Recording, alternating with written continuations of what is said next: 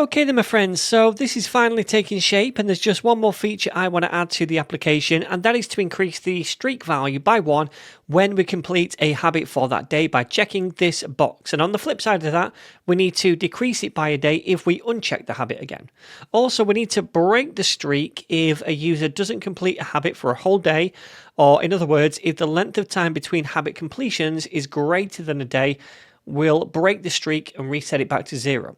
So then, let's head back to the code and make a new action to calculate the streak whenever a user checks or unchecks this checkbox. So then, I'm going to make one more action down here called calculate streak, and as an argument, I want to take in an array of completion dates called completions, because we're going to need that to see how many recent consecutive days a user has completed the habit for, right? Okay then, so inside this function, what do we actually want to do? Well, ultimately, we want to find out how many days going back from today the habit was completed for consecutively, one day after another. Now, if when we're going back through the days, we come across a gap between the completion dates, which is larger than a day, then that's where the streak ends. So in order to do this, we first of all need to put the completions array in date order, with the most recent being the first, right? Because then we can work through that array starting with today and then going back in time through previous days as we iterate it. So I'm going to paste in this line of code right here, which takes the completions array and uses the sort method on it. In that sort method, we pass a sorting function which takes 2 elements at a time in the array and it sorts them according to the date so that the newest dates come first. And notice that when we compare them, we actually create date objects based on the formatted date string in the array to perform the comparison. And the result is that we get a sorted array of completion dates, still though as formatted strings, with the most recent being first. Alright, so now we have that.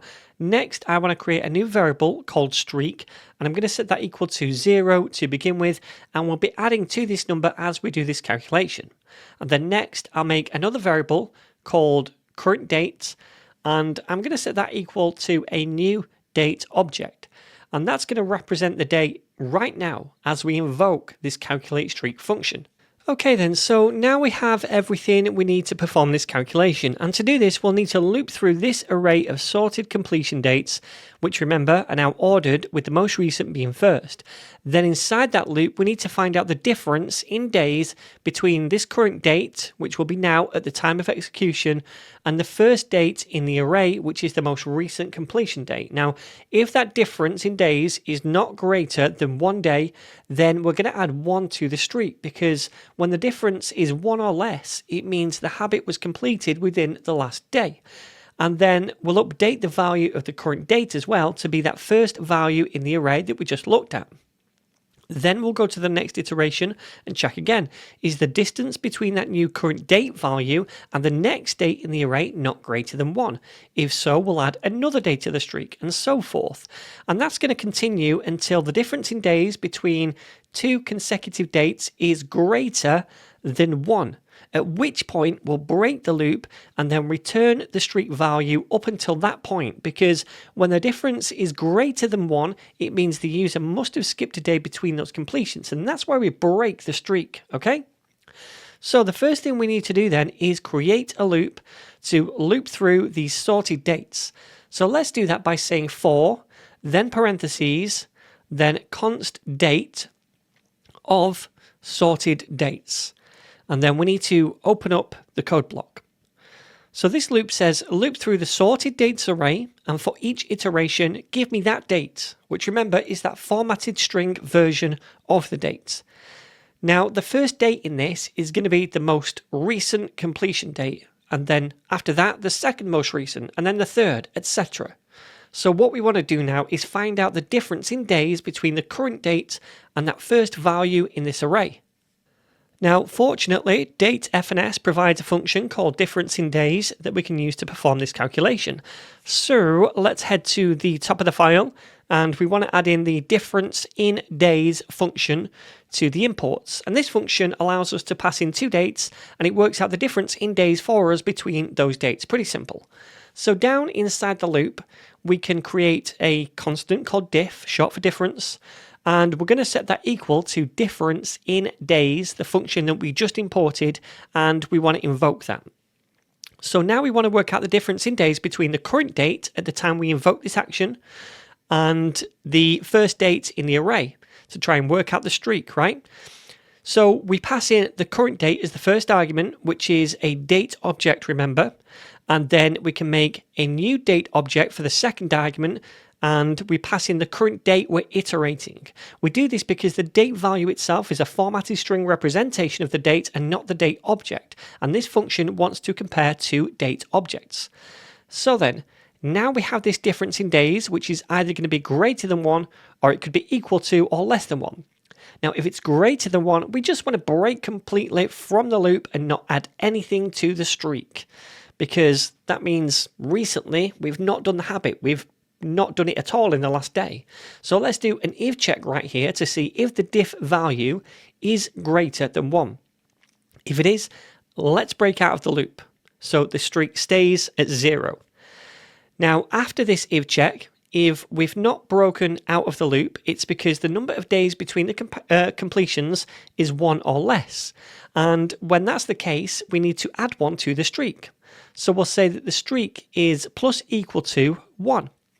And then before we start the next iteration of the loop for the next completion date, we need to update the current date variable to be the date we've just compared it to, because on the next iteration, we want to compare this with the next most recent date and so forth. So we can say now that the current date is equal to a new date, and then all we have to do is pass the date in for the current iteration. Then it's going to go on to the next iteration and compare this new current date with the next date in the array. And it's going to continue to do that and adding 1 each time to the streak until we come across a difference in consecutive dates, which is more than 1 day, and then we break. So then the final thing we need to do in this action is return the streak value that we've been adding to. So let's do that here right at the bottom of this action. And now we can use this action to calculate the new streak whenever a user either checks or unchecks the habit to complete or undo the completion of it. So then, we know when a user does that, we fire the toggle completion action up here, and it means we can just call the calculate streak action within this one to calculate the streak of the habit whenever this happens. And not only that, once we've got that streak value, we can then pass it as an update to the update action so that the new streak value also gets saved to the database. So let's do that. Let's say right here that the habit.streak is equal to this.calculateStreak, and we want to invoke that function. And remember, we need to pass in the completions array to this so it can calculate that streak. So we'll pass in as an argument habit.completions. Okay? Right, so once we've done that, we can come to the update object down here and add on the streak property, and the value of that is going to be just habit.streak because we just updated that value. All right? So now we just need to try this out in a browser. All right, so I'm just going to refresh for good measure, and you can see none of these are completed. When I click on this, it puts the streak to 1 day. Same down here. Now, when I unclick this, it takes it back down to 0. Click it back to 1. If I refresh, then we can see the current streak is still 1 day.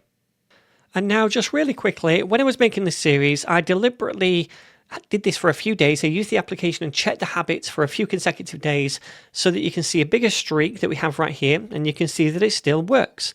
But for one of these habits, I've skipped out a couple of days so that when I next try to complete the habit, it resets back to the original value. Awesome. So there we go, my friends. That is the project finished. And hopefully now you've got a better understanding about how to work with Pinia and Firestore together in a Nuxt application. I will hopefully be making another series in the future about how we can integrate Firebase authentication into a Nuxt app using Pinia as well. So definitely stay tuned for that one.